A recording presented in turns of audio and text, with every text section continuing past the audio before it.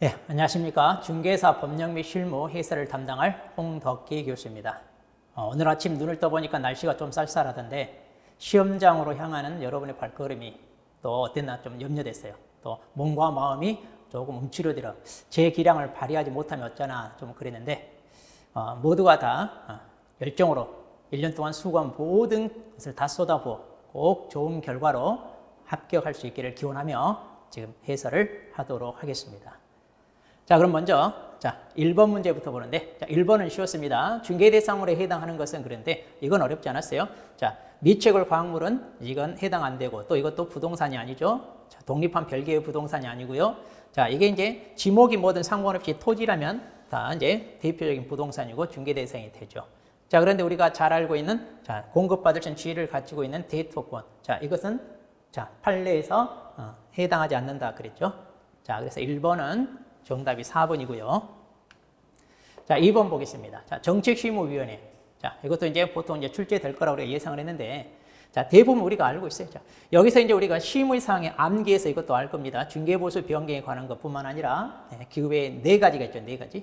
자, 그럼 이제 이 2가지는 맞았는데 여기서 보면, 자, 위원장 국토교통부 장관이 아니라 국토교통부 제1차관이 된다 그랬죠. 자, 그 다음.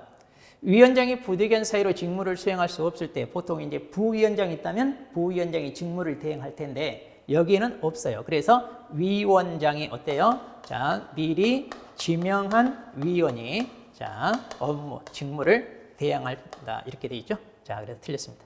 자, 그러니까 디귿 니을을 틀렸고 자, 모두 고르라 옳은 것은 1번이 되겠네요. 다음 3번 문제 보도록 합니다.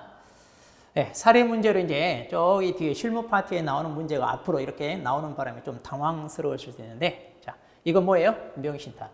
자, 지금 갑소유 토지에 대해 매매 계약을 체결했는데 누가 있어요? 을이 했죠. 근데 을이 병과 명의신탁을 했죠. 자, 이런 문제는 항상 그림을 그리라고 그랬습니다. 자, 그래서 갑의 부동산을 지금 을이 매매 계약을 통하여 취득을 했지만 병과 명의신탁 약정을 하고 등기를 병 앞으로 이전하는. 자, 이걸 놓고 보면 우리가 이게 3자간 명의신탁이라는 걸 알 수 있죠.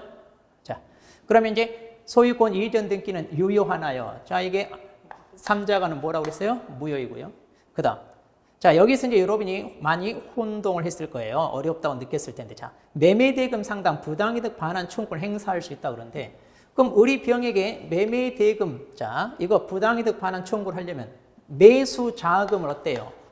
매수 자금을 병에게 지불해야 되는데 그게 아니죠. 자기가 직접 계약하고 다 대금 지불했어요. 이 경우는요, 우리가 잘 알고 있는 계약 명의신탁의 경우 해당하는 거죠. 매수 자금을 주고 직접 찾아가서 계약을 해라. 자, 그랬을 때 매수 자금에 대해서 부당이득 반환 청구하는 거잖아요. 자, 그런데 여기는 3자간이기 때문에 자, 여기에 해당하지 않고요. 그 다음, 갑을 대의하여. 그렇죠. 이게 무효니까 을은 갑을 대의하여 이거 말소 청구해서 원상 회복 이거 할 수 있잖아요. 그렇게 해서 이제 등기 이전 이렇게 할 수는 있습니다. 자, 그래서 이제 이거 무효고요. 그 다음에 이거 할 수 없고요. 자, 이것만 할 수가 있죠.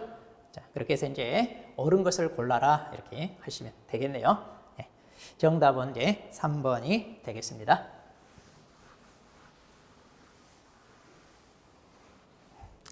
자, 4번 문제로 가서 봅니다. 자, 분묘기지권에 대한 판례. 이건 다 많이 보셨을 거예요. 자, 그래서 1번, 2번, 3번, 4번 판례는 우리가 잘 알고 있는데, 자, 이게 이제 그동안 등장하지 않은 판례인데, 자, 우리가 분묘기지권이 생길 수 있는 경우 3가지가 있다고 그랬죠. 자, 당사자 간의 약정에서 생긴다든가, 아니면 20년간 평온 공연하게 시효 취득함으로써 인정되거나, 그 다음이 이거죠.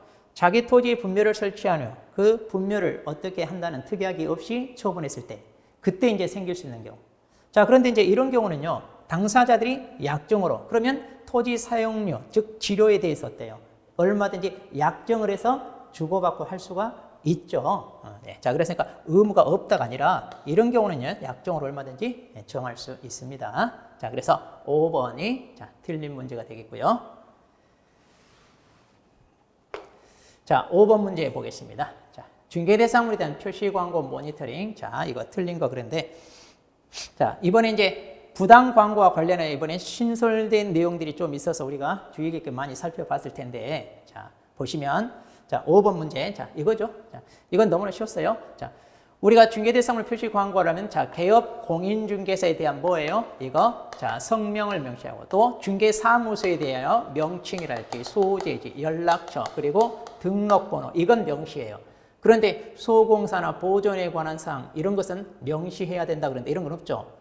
대신 이제 법조문에 중개 보존에 관한 사항은 명시해서는 안 된다 이렇게 돼 있잖아요. 자, 그러니까 이건 명확히 자, 틀린 내용이 되겠습니다. 자, 그래서 답은 1번이 되고요. 네. 자, 6번 문제 가서 봅니다. 자, 이 6번 문제가 아마 많이 당황스러웠을 거예요. 자, 이 문제도요. 자, 집합건물 매매에 대해서 물어봤는데 이때 이제 집합건물에 대해서만 써놨는데 여기서 물어보는 내용이요. 우리 민법에서 민사특별법 시간에 배운 집합건물 소유 및 관리에 관한 법률 있잖아요. 거기에서 나오는 그 내용을 시험 문제 냈어요. 그러니까 정확히 자, 그 법률을 좀 써주었으면 좋았을 텐데 이게 없거든요. 자, 그래도 이제 우리가 문제를 풀다 보면 아마 그 내용을 묻고 있다는 걸 알 수는 있을 텐데 자, 여기서 틀린 거 그랬어요. 자, 그런데 이제 여기서요. 4번이 이제 틀렸는데 이게 이제 법 조문입니다. 자, 방금 말했던 자, 집합건물 소유 관리에 관한 법률 제20조. 자, 이거 제20조 제2항에 있는 법조문이에요. 거기 보시면 규약으로 달리 정한 경우에도 그렇게 되는데 만일 규약에 특별히 정한 게 없다면 그가 가지는 자, 그러니까 구분 소유자는 그가 가지는 전유 부분과 분리하여 대지 사용권을 처분할 수 없다. 네, 특별한 약정이 없다면. 그런데 이걸 반대로 해석하면 규약으로 달리 정했네요. 그러면 어떻게 해요? 처분할 수 있다. 이렇게 해석할 수 있죠. 네, 자, 그래서 이거 법조문과 반대되게 기재를 해놨어요. 자, 그래서 이게 틀린 것이 되겠습니다. 나머지는 이제 다 맞는 거니까요. 네, 그렇게 보시면 되고요.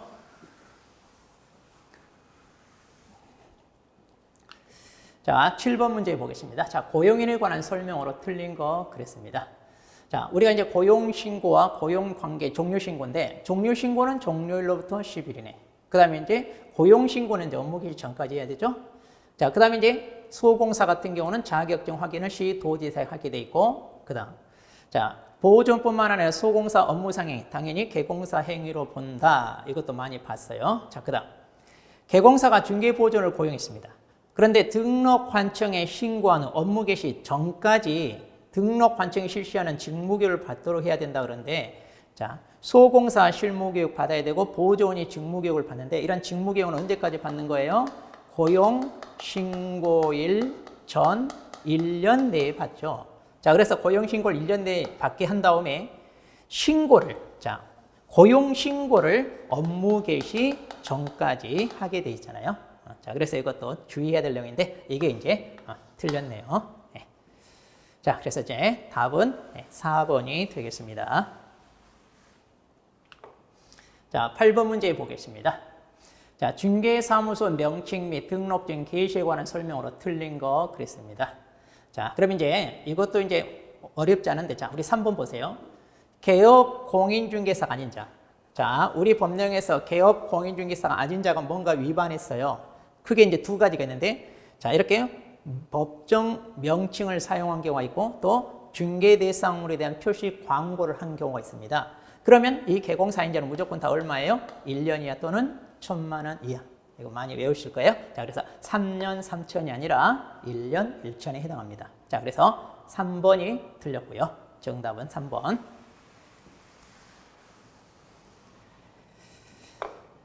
자, 9번 문제 보겠습니다. 자, 중개사무소 개설 등록에 관한 설명으로 옳은 걸 모두 고르시오 그랬는데 자, 이것도 이제 예전에 한번 등장했어요. 자, 피특정 후견인 이랬는데 우리가 결격 사유로 삼고 있는 경우는 피한정 후견인과 피성년 후견이에요.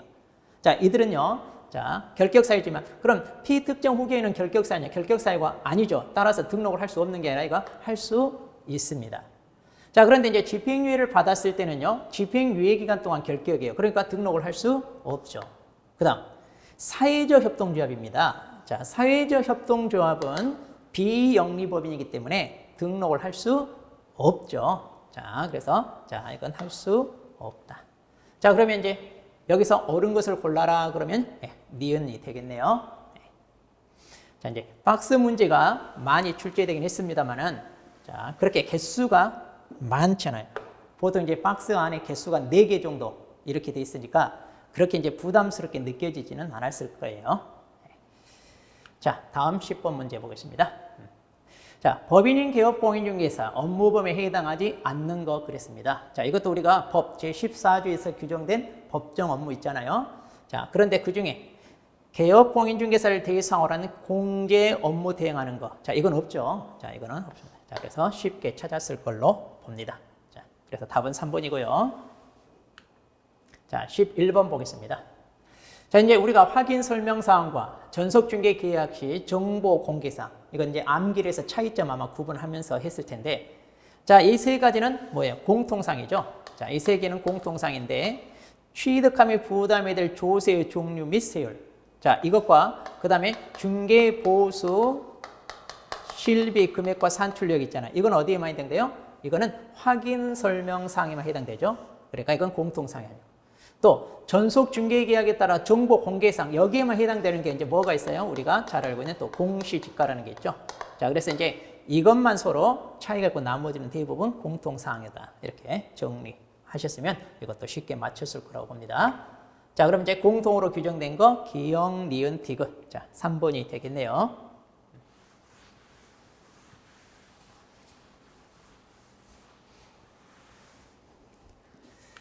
자, 12번 문제 보겠습니다. 자, 매수신청 대리와 관련하여, 자, 그럼 매수신청 대리로서 이제 우리가 할 수 있는 거. 자, 총 7개가 있잖아요. 총 7개. 자, 그것 암기하셔야 되는데, 그럼 이제 매수신청 대리권으로서 인정된 7가지. 자, 차순위 신고할 수 있고요. 입찰표 작성 제출할 수 있고요. 그 다음, 안타깝게 1등이 안 됐을 때, 자, 그럼 보증금 돌려달라. 이것도 할 수 있고요. 자, 그런데 이제 매수인 대리 보수에 대한 이 지급 시기가 어떻게 되나요? 하면은 당사자 간에 약정이 있으면 약정에 따르고요. 만약 약정이 없으면 매가 허가 결정일이 아니라 뭐예요? 대금 납부 기한이라고 했잖아요. 납부 기한일. 아마 자, 기한일로 이렇게 돼 있어요. 대금 납부 기한일. 자, 그래서 이게 틀렸네요. 네. 자, 그래서 정답은 4번이 되겠습니다. 자, 13번 문제 보겠습니다. 여러분들이 조금 이게 좀 어렵게 느껴졌을 거예요. 자, 전자문서 및 전자거래 기본법에 따른 공인전자문서센터에 자, 보관된 경우.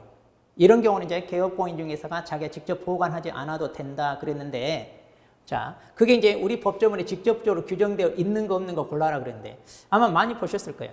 우리가 이 내용을 어디서 배우냐면 전자계약 있죠. 그래서 우리가 종이에다 계약서를 직접 작성하지 않고 인터넷 그 사이트에 접속해서 전자계약. 그래서 거기에 사이트 가입해서 회원으로 가입하잖아요. 그래서 이제 거기에다가 입력을 해서 다 엔터키를 쳐서 저장하게 되면 자동으로 여기 연계되어 있다고 그랬잖아요. 그래서 자동으로 보관되는데 거기에서 작성하는 서식이 확인 설명서와 그다음에 뭐예요? 거래계약서예요. 나머지 2개는 거기 없잖아요. 자, 그래서 이 2개가 명시적으로 규정되어 있습니다. 자, 그래서 기역과 니을. 자, 이걸 답으로 고르면 되겠네요. 네.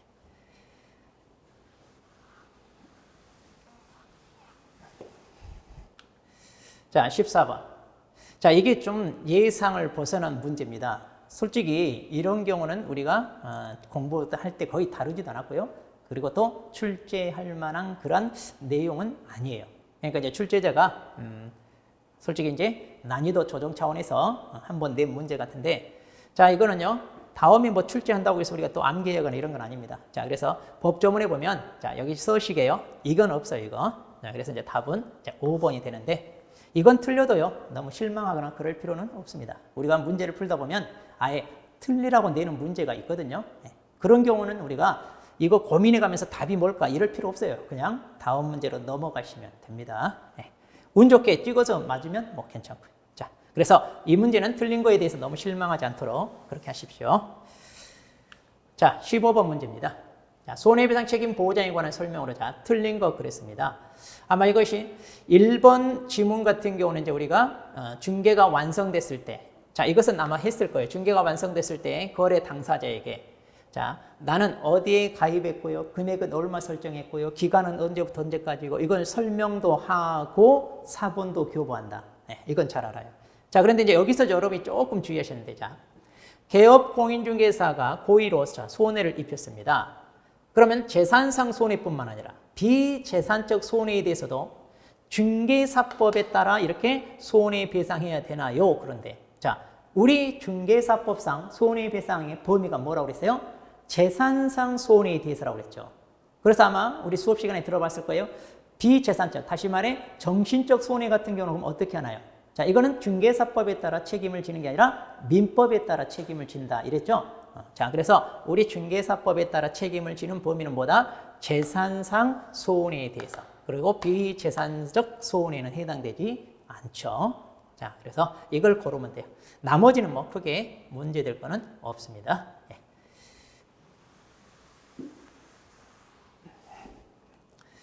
자, 16번 보도록 하겠습니다.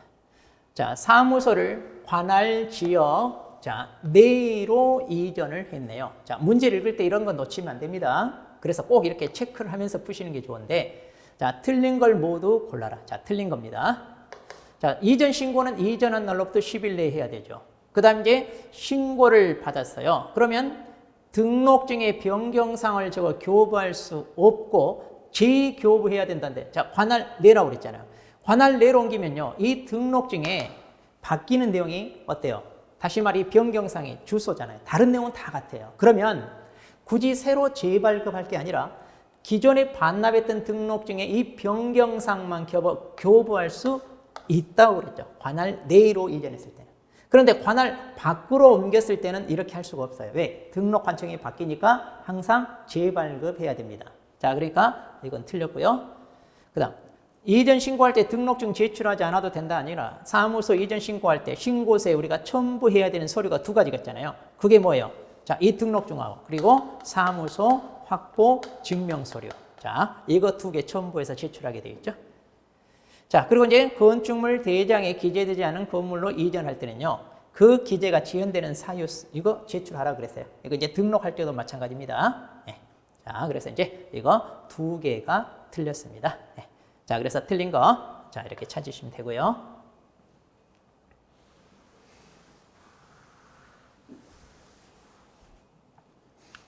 자, 17번 보겠습니다. 자, 중개업 휴업 및 재개 신고에 관한 설명을 옳은 거 그랬는데, 이 문제는 조금 함정이 있어요. 이거 성급하게 문제를 읽다가 놓칠 수가 있는데, 자, 우리 휴업은요, 딱 3개월 휴업을 했다고 그러네. 그러면 휴업 신고는 3개월을 뭐 해야 돼요? 초과할 때부터 신고해야 돼요. 그러니까 3개월까지 휴업을 할 때는 신고를 해요, 안 해요? 안 하죠. 네, 신고해야 된다가 아니라 3개월까지는 하지 않습니다. 그 다음, 휴업기간이죠. 휴업기간은 6개월을 초과하지 마라 그랬어요. 그런데 이제 예외로 6개월을 초과할 수 있는 경우, 자, 취약을 하거나 질병으로 인해 요양치료를 받거나 또 징집으로 인해 입영할 때. 그런데 이것에 한한다 그랬는데 이것은 하나의 뭐예요? 이거는 6개월을 초과할 수 있는 뭐예요? 예시죠, 예시. 이 외에 그 밖에 뭐예요? 이렇게 6개월을 초과할 수밖에 없는, 자, 부득이한 사유가 있으면 얼마든지 6개월 초과할 수가 있죠. 여기서 언급한 이것만이 아니라, 이건 어디까지나 예시 조항이죠, 예시. 자, 그 다음 이제 휴업기간 변경 신고할 때는 등록증을 여기에 첨부하라가 아니라 이미 휴업 신고할 때 등록증을 반납했으니까 첨부할래 할 수가 없죠. 자, 이때는 그러니까 첨부할 수가 없고. 그 다음, 재개 신고는 휴업기간 변경 신고와 달리 전자문서에 의해 할 수 없다가 아니라, 자, 전자문서는요, 우리가 휴업 신고와 그 다음에, 자, 폐업 신고할 때만 할 수가 없죠.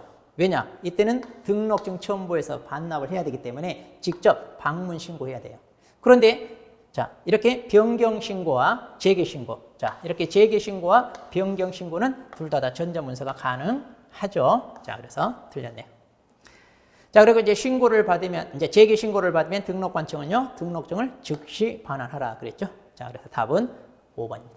이제 우리가 1번, 2번에 함정이 좀 있었는데 5번 지문이 우리가 다 아는 내용이라 아마 이것도 어렵지 않게 답은 고르셨을 걸로 봅니다.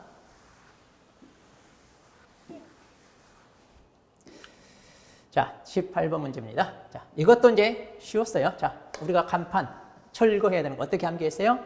이전 신고, 폐업, 그리고 등록 취소, 입회, 취 이렇게 외웠죠? 자, 그래서 답은 4번이 되겠습니다.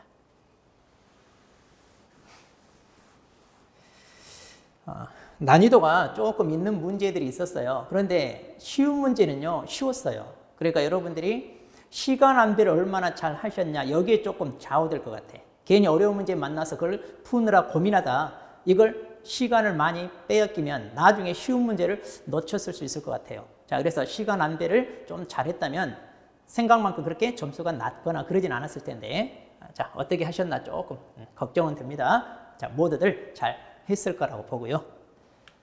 자, 19번 보겠습니다. 자, 법령상 중개행위 등에 관한 설명으로 옳은 거 그랬는데, 자, 여기서요, 이것도 이제 판례 내용인데, 자, 우리 개업공인 중에 하는 행위가 중개행위인지 아닌지를 어떻게 판단할 거냐 이건데, 자, 우리는 주관적 의사를 고려할 수가 없어요. 왜? 그 사람 머릿속을 들여다볼 수가 없다고 그랬죠?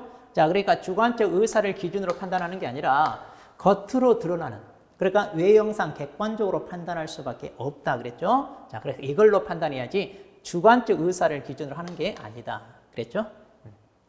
자, 그리고 이제 이것도요, 이제 처음 등장하는 내용인데 아마 우리 교재에 다 판례가 있습니다. 이것도. 자, 원래 우리 중개리 실무는요, 두 사람 사이 계약을 성사시키면 중개가 완성돼요. 그래서 거기에서 우리 실무는 끝나요. 그런데 당사자 사이에 중도금, 잔금 치르 문제, 또 등기 이전하는 문제가 남아있는데 이런 이행 업무에까지 우리가 관여해서 다 마무리해줘야 될 의무가 있는 건 아니에요. 자, 그래서 우리 실무의 범주를 맨 처음 중개 의뢰를 받았을 때, 자, 여기서부터 시작돼요. 그 다음 계약금 지불하고 계약서 쓰면서 거기서 끝나는 거예요. 그리고 이제 중도금, 잔금 치른다든가 이런 당사자들이 알아서 하는 건데, 자, 우리 판례가 뭐라고 했냐? 개공사가 계약 체결 후에도 목적물의 인도 등 거래 당사자 계약상 의무가 원만하게 이행되도록 주선할 것이 예정되어 있는 경우는 그랬어요. 그러니까 이제 좀 뭔가 합의로 당사자들이 안전하게 잘 마무리되게끔 좀 신경 써서 해달라 이랬을 때, 그랬을 때는 우리에게는 성관주 의무라는 게 부담된다고 그랬죠. 자, 그래서 이제 그 과정에서 우리가 한 행위도 넓게 보아 업무상행위 범주에 포함된다. 판례가 이렇게 얘기했습니다. 자, 그래서 이제 이 판례가 맞는 판례입니다. 자, 소공사 등록 신청할 수 없죠. 왜냐하면 이중 소속이 되기 때문에. 그다음 거래계약서는요, 서명 하, 거, 나가 아니라 뭐예요? 반드시 하, 고. 서명 우리가 및 날이잖아요. 그러니까 이거 뭐예요? 서명도 하고 날이 둘 다 해야 돼. 근데 하, 거, 나 그러면 둘 중에 하나가 되죠. 네. 그래서 틀렸고요. 그 다음 국토부 장관이 정한 거래계약서 표준소식을 사용하지 않으면, 그런데 표준소식이 만들어져 있지도 않죠. 네. 자, 그래서 다 틀린 내용입니다. 자, 그래서 정답은 2번이 되겠습니다.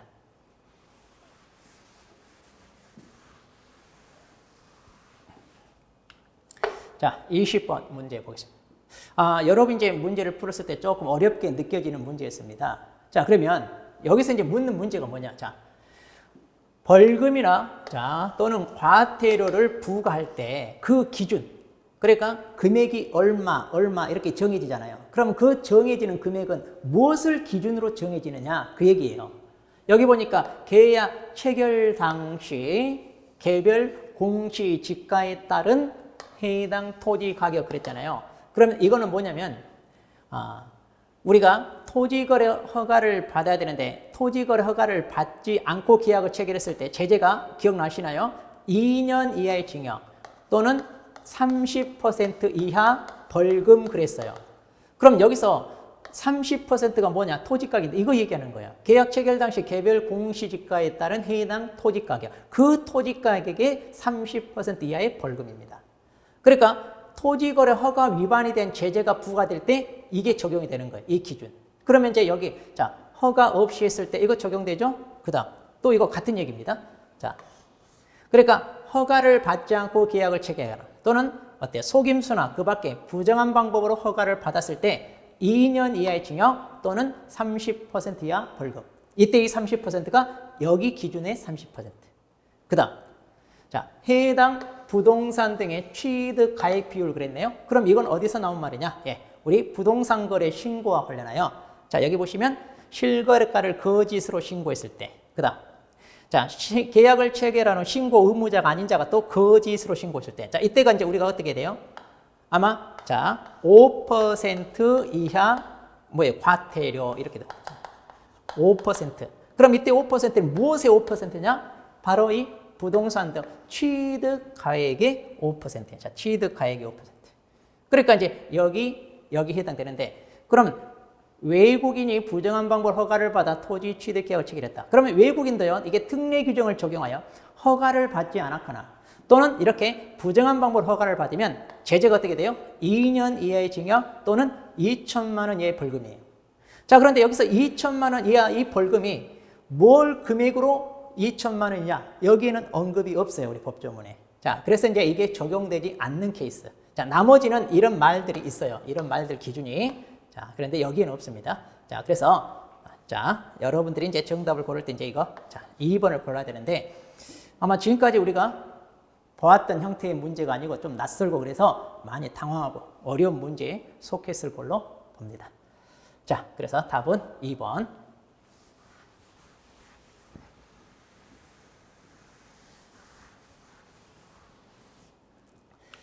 자, 21번 문제 보겠습니다. 자, 행정제재처분 효과의 승계입니다. 자, 이 문제는요, 이걸 딱 보니까 작년 30일에 출제됐던 문제를 그대로 살짝이 수치만 바꿔서 낸 거예요. 그래서 작년 기출문제를 여러분이 좀 꼼꼼히 좀 분석을 했다면 아마 어렵지 않게 풀 거예요. 내용 자체는 막 어렵게 느껴지는데, 자, 우리가 이 승계는요, 크게 두 가지가 있잖아요. 어떤 게 있느냐? 자, 여기서 과태료 부과처분 있죠? 그러니까 행정처분 얻어맞은 그 효과를 승계해라. 자, 이런 업무정지나, 자, 이런 과태료 부과처분은요, 뭐라고 그랬어요? 처분일로부터 1년간 재등록 개공사에게 승계된다. 이때 받았잖아요. 이때 이제 과태료 처분을 받았으나 이때 폐업 신고를 하였다가 그 다음에 2021년 10월 15일 여기 공짜가 하나 빠졌네요.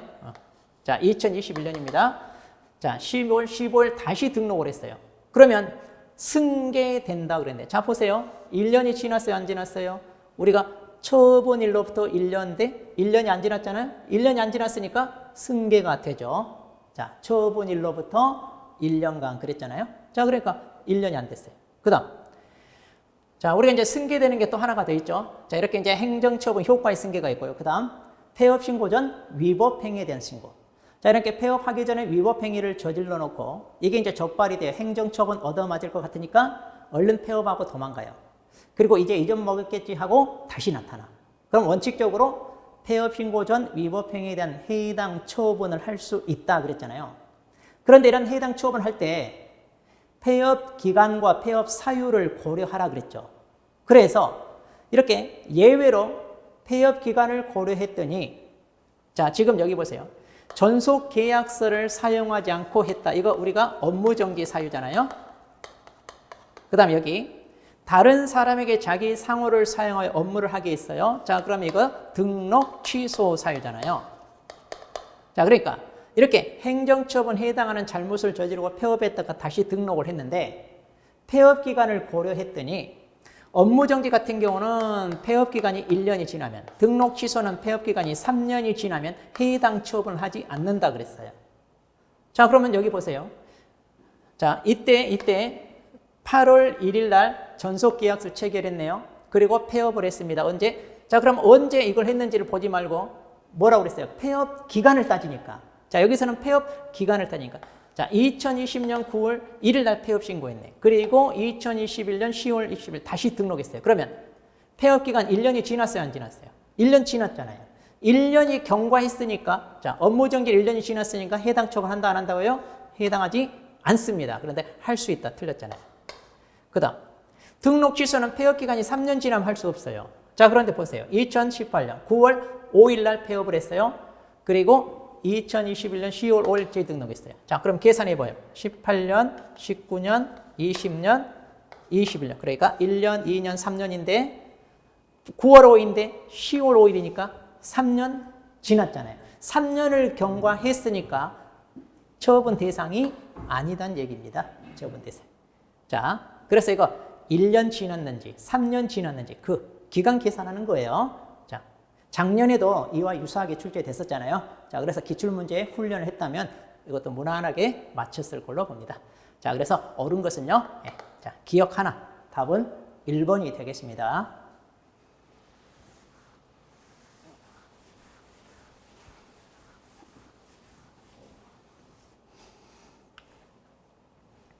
자, 22번 보겠습니다. 자, 이제 주택임대차 계약입니다. 자, 지금, 자, 갑의 중개로 을과 병은 병소유 주택에 대해 임대차 계약을 했습니다. 자, 그러면 이제, 자, 병이 임대인이고, 자, 을이 임차인입니다. 자, 이런 걸 제일 먼저 파악을 하셔야 돼. 자, 그럼, 을과 병이 임대차 계약은 2년 미만으로 정했네요. 아, 그런데 을은 그 기간이 유효함을 주장할 수 없다 그랬는데, 자, 이거 우리가 많이 봤어요. 임차인은 최단 기간 2년을 보장받아요. 그런데 기간을 정하지 않았거나 또 2년 미만으로 정했을 때 임차인은 그 기간의 유효를 주장할 수 있다 그랬잖아요. 자, 그래서 틀렸어요. 아마 이건 다 맞았을 거예요. 나머지는 맞는 내용이고요. 자, 그래서 1번이 자, 틀렸습니다. 자, 23번 문제 보겠습니다.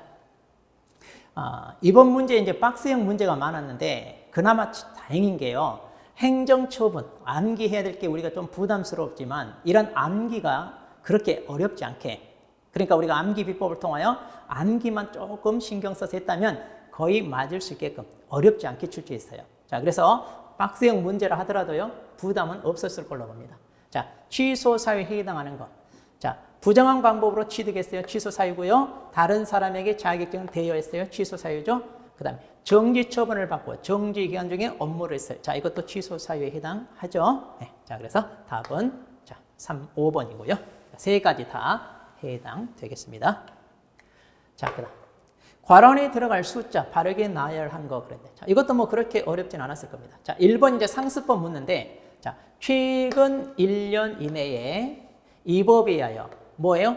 2회 이상 업무정지 처분을 받고 다시 업무정지. 자, 이것만 취소하여야 한다. 그러니까 상습법 중에 필요적 등록 취소인데 자, 우리가 어떻게 암기했어요? 업무정지만 몇 번? 세 번째. 자, 그래서 삼진아웃 이렇게 기억하자고 그랬죠? 그게 1년에 2번 얻어맞고 또 업무정지. 그럼 업무정지만 몇 번? 세 번. 그러니까 여기가 1년 이내에 2회 이렇게 나와야 되죠. 그 다음. 자, 이거요. 자, 우리가 이제 집행이 종료되거나 집행이 면제되려면 몇 년이 지나나요? 이거 결격 사유죠. 자, 3년이고요. 그 다음. 우리가 공탁은요, 자기 돈을 묻어놓은 거기 때문에 이거 나중에 찾아오는데 회수가 제한되죠. 이것도 몇 년이죠? 네, 3년 내 회수할 수 없다. 네, 자, 그래서 여기 해당되겠네요. 2번.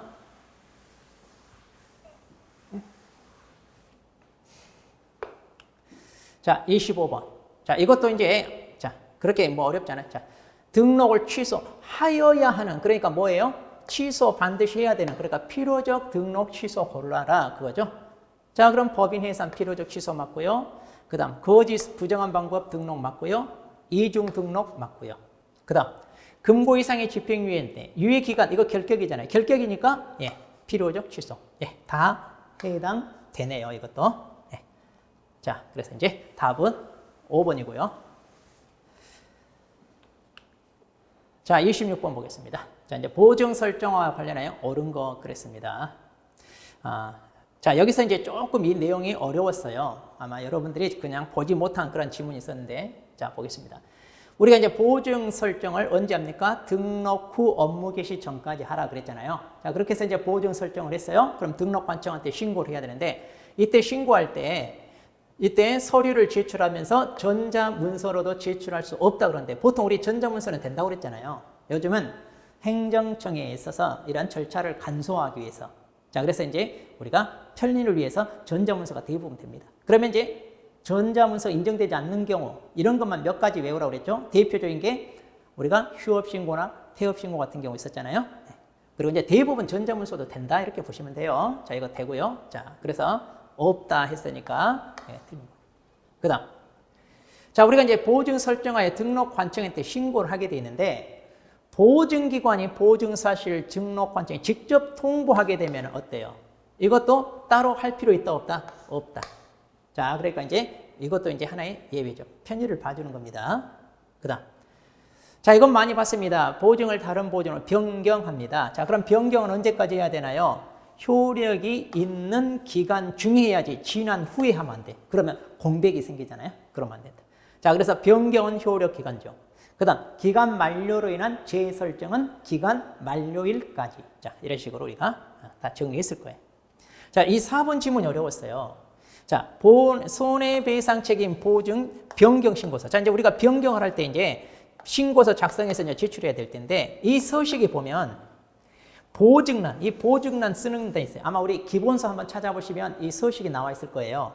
거기에 변경 후 보증 내용을 기재한다 그랬는데, 여기 보증란에 보면, 자, 우리가 이제 변경을 했잖아요. 그럼 내가 어떤 걸로 변경을 했는지 그 변경된 것을 써야 돼요. 변경 후 내용을. 그리고 이제 그 밑에 보시면 변경하기 전에는 어떤 거였냐, 이것도 쓰게 돼 있어요. 자, 그런데 여기 보증란에 쓰라고 돼 있거든요. 그럼 이 보증란에는 변경이 된 후 것을 쓰고, 그리고 그 밑에 따로 보증을 변경하기 전에는 어떤 거였는지 쓰게 돼 있어요. 이것은 이제 좀 칸이 이렇게 나눠져 있습니다. 자, 그래서 이제 이걸 기재하게 되는데, 우리가 공부하면서 아마 전국 모든 학원에서 모든 선생님들이 이런 서식, 이런 것까지는 우리가 언급하지 않았을 거예요, 강의 시간에. 자, 그래서 조금 예측을 벗어난 문제인데, 자, 그래도 이 세 가지는 압니다, 우리가. 그 다음, 이것도 우리가 공부는 했습니다. 자, 우리가 보증보험금으로 손해배상을 했어요. 자, 그러면 보증보험에 가입해서 여기서 손해배상을 했을 때는요, 어떻게 한다고요? 여기 보전인데 오타가 났네요. 자, 부조금 보전하는 건 뭐예요? 공탁을 했을 때고, 보증보험이나 공제에 가입한 경우는 재가입하는 거다 그랬죠? 언제까지? 15일 이내. 물론 이제 보증보험으로 했습니다. 그런데 이걸 15일 이내 다른 걸로 바꿀 수는 있어요. 자, 그런데 여기서 보전한단 말은 쓸 수가 없죠? 자, 보증보험이나 공제로 했다면 재가입한다. 이렇게 나와야 맞는 말이죠. 그럼 이제 이게 좀 어려웠어도요. 우리가 이 세 가지하고 이 네 가지, 이것은 알고 있기 때문에 이게 틀렸다는 거 알고, 그러면 무슨 내용인지 몰라도 이걸 답으로 고를 수 있어야 되는데, 이렇게 우리 수험생의 심리가 모르는 내용이 나오면 언뜻 답으로 체크가 안 돼요. 자, 그래서 우리가 내용을 확실하게 아는 거, 이게 중요합니다. 그러면 설령 모르는 지문이 나왔더라도 답을 찾는 데는 지장이 없어요. 그래서 우리가 알아야 될 것은요, 확실하게 아는 거. 자, 그게 중요합니다. 그리고 본인이 거기에 대한 확신을 가져야 돼요. 자, 조금 어려운 문제에 속했습니다.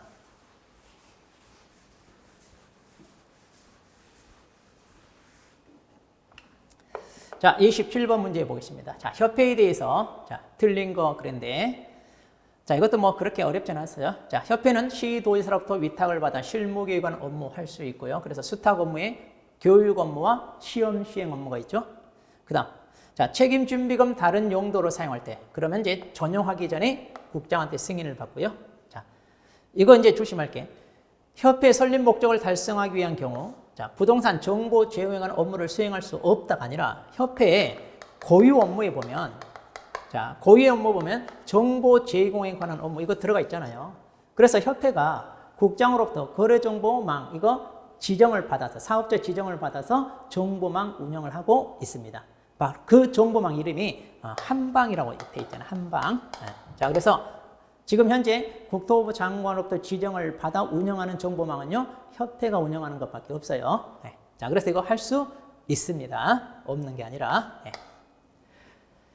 자, 그리고 이제 나머지 이제 협회는 개공사, 즉 사람들이 모여서 만든 거라 사단법인 준용하고요. 자, 공제사업은 다른 회계와 구분하여 별도로 관리하라 그랬죠. 자, 다른 건 맞았습니다. 자, 답은 3번이 되겠습니다.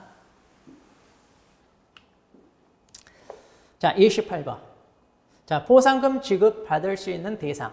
자, 이것은 이번에 추가되어서 신설된 내용 있잖아요. 그러니까 거의 아마 출제 가능이 되니까 잘 보라, 이렇게 이제 많이 설명을 드렸을 거예요. 그래서 우리가 무등록업자 부정한 방법으로 등록했다. 자, 등록증이나 자격증을 양도되어거나 양수되어 받았다. 그 다음, 개업공인중개사 아닌 자로서 중개대상을 표시 광고한 거. 그 다음에 부동산 거래질서 교란행. 이 두 개가 이번에 추가됐잖아요. 그러니까 이 4번이 뭐예요? 이게 무부증이고 이게 교란행위. 자, 이것은 이제 단순히 뭐예요? 금지행위잖아요. 자, 금쟁이는 자, 보상금 대상자가 아니죠. 자, 그래서 답은 5번이 되겠습니다. 자, 29번. 자, 이것도 이제 단순 암기인데 그렇게 어렵지 않아요. 자, 업무정지 처분할 수 있는 사유에 해당하는 골라라 그런데 여러분 여기서 조심할게요. 자, 이것도 업무정지인데 자, 여기 보시면 거짓 떠는 의뢰인의 판단을 그르치게 하는 행위. 이게 뭐예요? 이게 금쟁이잖아요.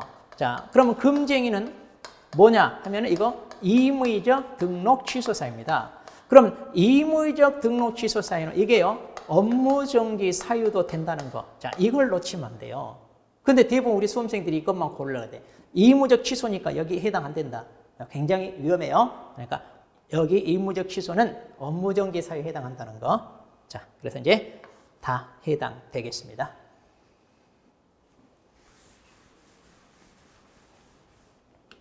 자, 30번 보겠습니다. 자, 자격정지 이것도 뭐 그렇게 어렵지 않죠. 자, 중개사법 위반의 징역형 선고를 받으면 이것은 자격 취소 사유잖아요. 자격 취소. 자, 그래서 어렵지 않게. 그러니까 자격 정지는 주로 이제 소속 공인중개사가 중개 업무를 하다가 뭔가 법을 위반했을 때 이때 이제 얻어맞는 게 대부분 자격 정지예요. 그러니까 자격 취소만 확실히 외우면 이 문제는 그렇게 어렵지 않습니다. 그래서 자격 취소 사유 우리가 4가지 있었잖아요. 자, 그것만 잘 외우시면 돼요. 자, 답은 4번이고요. 자, 31번입니다. 자, 과태료 부과 대상이 아닌 것. 자, 이것도 이제 우리가 단순 암기상인데 1번이 뭐예요? 1번이 금쟁이잖아요. 금쟁이는 뭐예요? 형벌사유죠. 특히 이제 거짓 떠는 1년 이하의 징역 또는 1,000만 원 이하. 이건 형벌사유죠. 자, 나머지는 다 이제 과태료 사유고요. 자, 그래서 우리가 형벌사유와 과태료 사유. 자, 이거 구분하여서 암기가 아마 다들 수험생이라면 되어 있을 거예요. 자, 그래서 답은 1번입니다. 자, 32번입니다. 보상금 지급 대상에 해당하는 위반 행위를 고르시오. 자, 부동산 거래 신고 제도에도 보상금 제도가 이제 도입이 됐잖아요. 자, 그런데 여러분들이 이 파트에서 보상금 대상자는요, 부동산 거래 신고제와 그 다음에 나머지 토지거래 허가 파트 있잖아요. 이걸 좀 구분하여 외우시면 편해요. 그래서 부동산 거래 신고는요, 보상금 대상자가 다 뭐냐? 다 거짓으로 신고하는 거예요. 거짓으로. 그러니까 주택임대차 계약 신고를 거짓으로 했다. 그 다음에 우리 3천만 원이냐 과태료 대상자 있잖아요. 계약이 체결되지 않았는데 거짓으로 신고했다. 또 계약이 해제 등이 되지 않았는데 거짓으로 해제 등 신고했다. 그리고 실제로 계약이 체결되었는데 신고 의무자나 신고 의무자 아닌 자가 거짓으로 신고했다. 다 거짓 신고만. 그러니까 단순히 신고하지 마라 요구하거나 조장하거나 방조하거나 이런 것들은 다 보상금 대상자가 아닙니다. 오직 뭐다? 거짓 신고만. 그리고 이제 토지거래 허가 파트에는요, 2가지가 있죠. 뭐냐? 허가를 받지 않고 또는 거짓 부정한 방법으로 허가받은 경우, 그리고 허가받은 목적대로 이용하지 않은 경우, 이 2가지가 있죠. 네.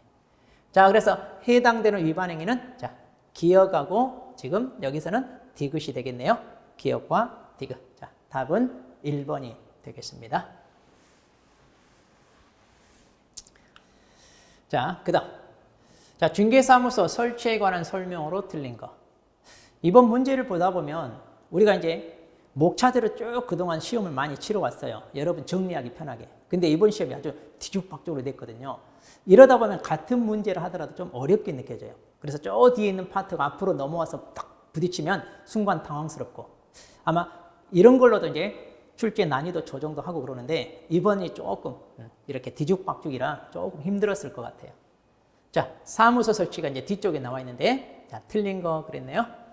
자, 법인이 아닌 개업공인중개사. 자, 이거 개인을 얘기해요. 그러면 개인도요, 등록 환청 관할구역에 한 개만 들 수 있죠. 물론 법인도 그래요. 등록 환청 관할구역 안에는 한 개밖에 들 수가 없죠. 그 다음. 자, 여기 다른 법률 누구예요? 특수법인이잖아요. 특수법인도 분사무소 설치할 수 있는데 공인중개사 책임자로 두지 않아도 된다. 그렇죠. 특수법인에 있어서 이건 조건 중에 하나고요. 자, 그 다음. 자, 사무소를 공동으로 사용할 때 먼저 그 사무소를 사용하고 있는 다른 개공사의 무엇을? 자, 그 사람의 승낙서 첨부하라 그랬고요. 자, 그리고 사무소 같은 경우는요, 똑같아요. 분사무소나 뭐 아니면 다른 중개사무 다 똑같아요. 자, 소유, 전세, 임대차, 사용대차 방법으로 사용권만 확보하면 됩니다. 꼭 자기 소유 아니어도 되죠. 자, 그다음. 자, 이제 법인 같은 경우 이제 등록 관청 관할구역 외의 지역에 분사무소를 설치할 수 있는데, 이때 분사무소는 시도별로 한계를 초과할 수 없다가 그랬는데, 시도가 아니라 시군구별로죠. 시군구별로 한계를 초과할 수 없다. 항상 이런 거 구분 잘 해 놓으셔야 돼요.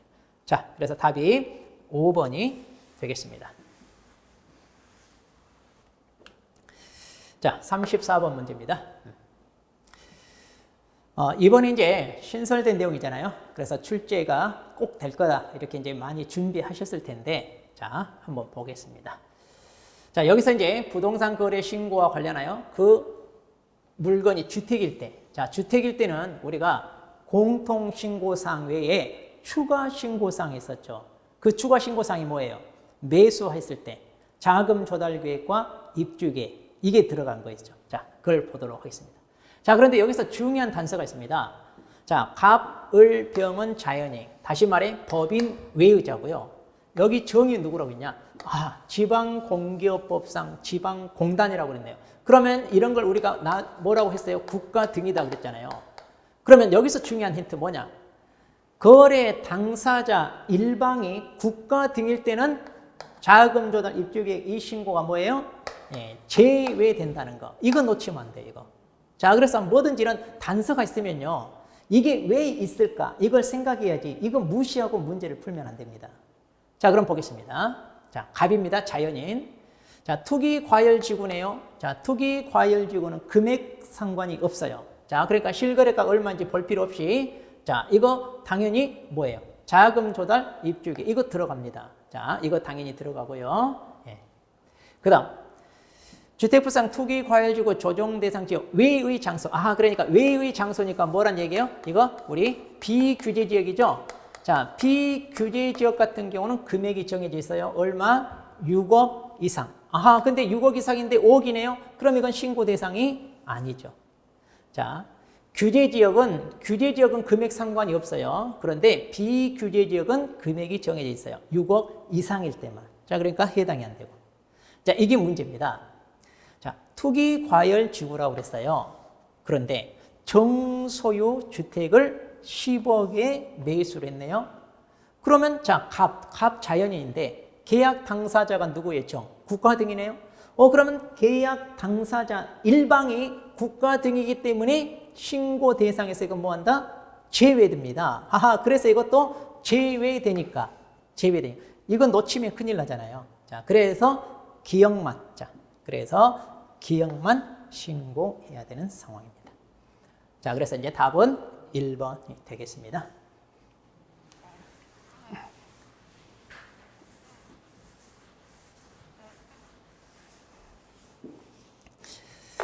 자, 35번 보겠습니다.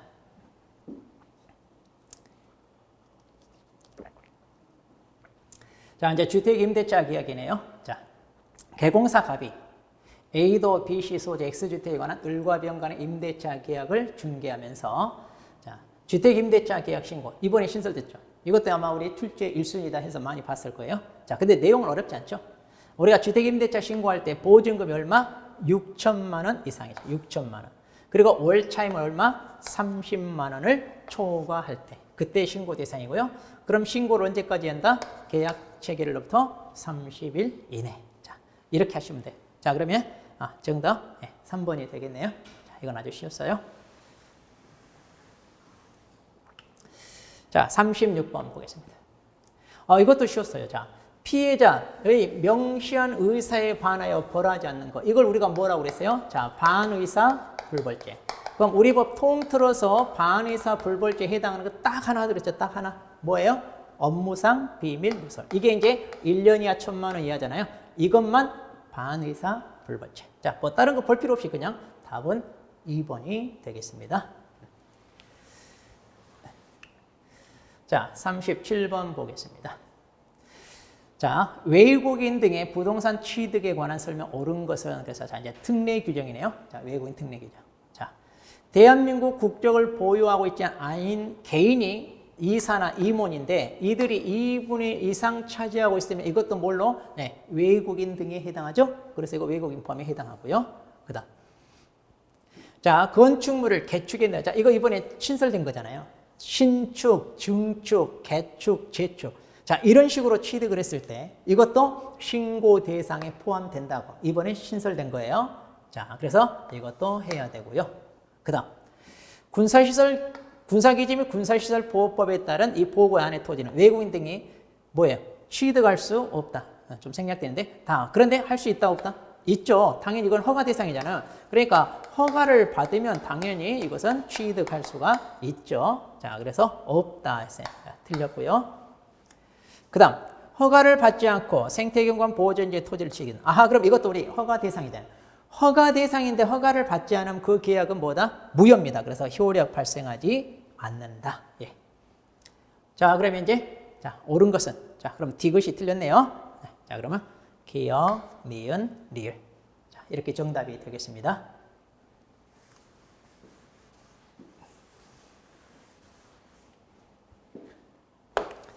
자, 38번 보겠습니다. 자, 이제 토지 거래를 허가를 받았어요. 그러면 이렇게 취득한 토지를 허가받은 목적대로 이용을 해야 되는데, 자, 그렇지 않았을 때, 자, 허가권자인 시군구청장이 취할 수 있는 조치입니다. 자, 그런데 그게 아닌 거. 자, 허가받은 목적대로 이용을 하지 않으면요, 그 허가를 취소할 수 있고요. 그 다음, 우리가 나머지 이건 많이 봤어요. 뭐야? 이행 강제금 부과한다고 그랬잖아요. 자, 그런데 먼저 왜 허가받은 목적대로 이용을 하지 않느냐? 그래서 이제 실태조사를 한다고 그랬잖아요. 연 1회 이상. 그래서 실태조사 결과 허가받은 목적대로 이용을 하지 않았을 때 이행명령을 내립니다. 3개월 이내 기간을 정하여. 이때 이제 문서로 이렇게 명령을 내리고요. 자, 그 다음에 이제 허가를 이제 받은 목적대로 이렇게 이행명령을 내렸는데도 말을 안 된다. 그럼 어떻게 해요? 이렇게 했는데도 이행되지 않으면 이행강제금을 부과하죠. 이때 이행강제금은요, 예, 토지가액의 10% 이내에서. 자, 그런데 이때 10% 이내. 우리가 많이 암기했을 거예요. 그대로 방치하고 있었다. 그러면 10%. 그 다음에 다른 사람한테 임대를 해줬다. 자, 이렇게 임대를 해줬다. 몇 프로? 7%. 또 승인받지 않고 변경을 했다. 그러면 5%. 자, 이렇게 이제 외웠을 거예요. 그 다음, 우리가 선매 대상 있죠. 자, 이거 선매는요, 우리가 허가 신청이 있었는데, 선매 대상으로 할 수 있는 게 뭐예요? 공익 목적으로 이용되는 토지. 그리고 지금 이거. 허가받은 목적대로 이용을 하지 않고 있는 토지. 이게 선매 대상이잖아요. 자, 그래서 허가받은 목적대로 이용을 하지 않고 있다면 공적 주체 중에 매수자를 지정하여 선매할 수 있다는 얘기예요. 그럼 이것도 맞죠. 자, 그런데 과태료 부과는 없죠.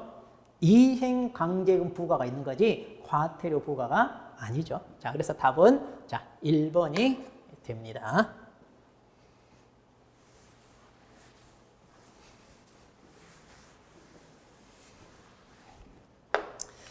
자, 39번 문제 보겠습니다.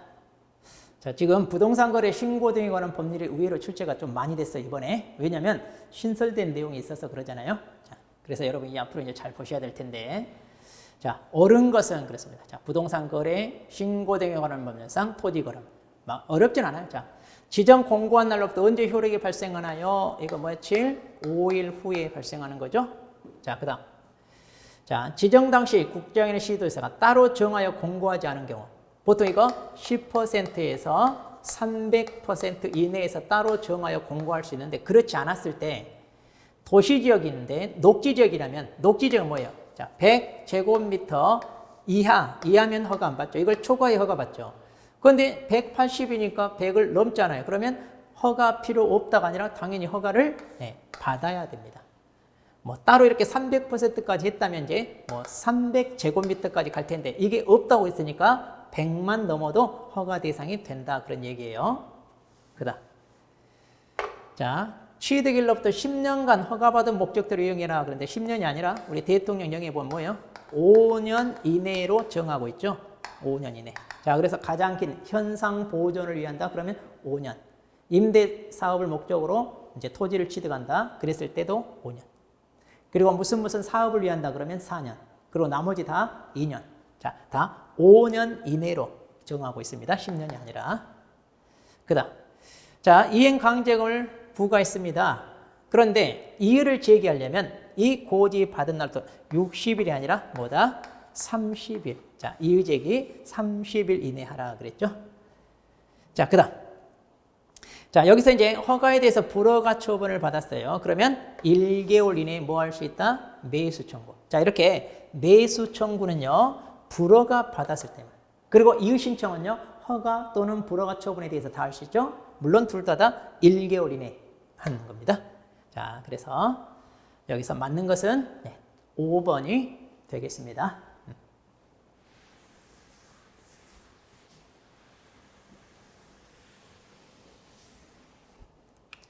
자, 40번 문제 보겠습니다. 자, 허가구역에 대한 설명으로, 자, 옳은 거 그랬는데, 자, 시도지사는 법령 개정으로 인해, 자, 토지 이용에 대한 행위 제한이 강화되는 지역을 허가구역으로 지정할 수 있다 그랬는데, 자, 원래 허가구역으로 지정을 하기 위해서는 조건이 있죠. 자, 토지에 대한 투기적인 거래가 성행하거나 또 지가가 급격히 상승하는 지역, 그리고 그러한 우려가 있는 지역입니다. 자, 그런데 이러한 일들이 어디에서 벌어지냐면 대통령령에서 정하는 몇몇 구역에서, 지역에서, 이런 데서 이제 벌어져야 되는데, 그 중에 하나가 이제 해당되는데, 자, 법령 개정으로 인해 토지 이용에 대한 행위 제한이 강화가 아니라 거기 뭐라고 되냐? 완화되는 지역 그랬어요. 그리고 또 해제되는 지역. 자, 원래 규제 지역으로 묶여 있다가 이 규제가 풀린다거나 완화되면 어때요? 투기꾼들이 달려들잖아요. 그랬을 때 지정을 하는 거예요. 그런데 이게 강화되면 어때요? 규제가 더 강력하게 묶였다는 얘기인데, 그럼 투기적인 거래가 없죠. 그러니까 강화되는 지역을 지정하는 게 아니라 완화, 해제되는 지역이 지정 대상이고요. 그다음, 자, 투기적인 거래 성향으로 지가가 급격히 상승하는 데 특별한 사유가 있으면 5년을 넘는 기간으로도 할 수 있냐? 그게 아니라 우리는 이거 5년 이내에 이렇게 이제 배웠을 거예요. 왜냐면 토지거래 허가 구역이라는 것은 공법상 규제 중에 가장 강력한 규제예요. 그래서 이게요, 상당히 규제가 센 거다. 너무 길게 하면 사적 소유에 대한 과도한 제한이 될 수 있어요. 그러니까 규제를 하더라도 5년 이내로. 단 5년 이내로 지정을 했는데 그 기간이 끝나도 여전히 투기적인 세력이 사라지지 않고 있다. 그러면 재지정할 수는 있습니다. 자, 그런데 5년 이내로 해야 되고요. 자, 5년을 넘는 게 아니라. 그다음, 자, 허가구역 지정 공고. 자, 이때 이제 공고할 때 어떤 걸 공고해야 되느냐? 이제 4가지가 있죠. 그래서 방금 말했던 5년 이내로 기간을 정해준다고 그랬잖아요. 그러면 이제 그 기간, 그리고 이제 토지, 소재지, 지목, 용도, 지역 이런 거, 그리고 5만 분의 1 또는 2만 5천 분의 1 지형도 이것도 포함이 됩니다. 그리고 이제 기준 면적. 자, 이렇게 4가지가 공고가 돼요. 자, 이거 포함돼요. 자, 그러니까 이건 맞았고요. 그 다음, 허가구역을 지정한 시도지사는 지체 없이 허가구역 지정에 관한 공고 내용을 관할 등기소장에게 통지한다 그랬는데 이건 규정이 없어요. 자, 시도지사가 만일 허가구역을 지정했다면 시도지사가 국토부 장관에게 통보해주고 그 다음에 시군구청장에게 통보하게 돼 있죠. 그러면 시군구청장이 등기소장에게 이거 통보하도록 되어 있습니다. 시군구청. 자, 그래서 예전에는 이렇게 규정이 있었는데 지금 바뀌어가지고 자, 이런 식으로 등기소장한테 통보하는 것은 시군구청장이 합니다. 자, 그래서 이제 이거 틀렸고요. 그 다음, 자, 허가구역 지정에 이유가 있는 자는 그 지정이 공고된 날부터 1개월 이내에 시군구청장에게 이의 신청할 수 있다. 이런 것 규정에 없는 내용이죠. 자, 이것은 이제 공익을 목적으로 하기 때문에 뭐 따로 이런 규정은 없습니다. 예. 자, 그래서 옳은 것은 몇 번? 예. 3번이 되겠습니다. 예. 자, 이렇게 해서 이제 해설을 우리가 다 해봤는데 아마 박스 문제가 16개 정도 역대 가장 많이 출제됐어요.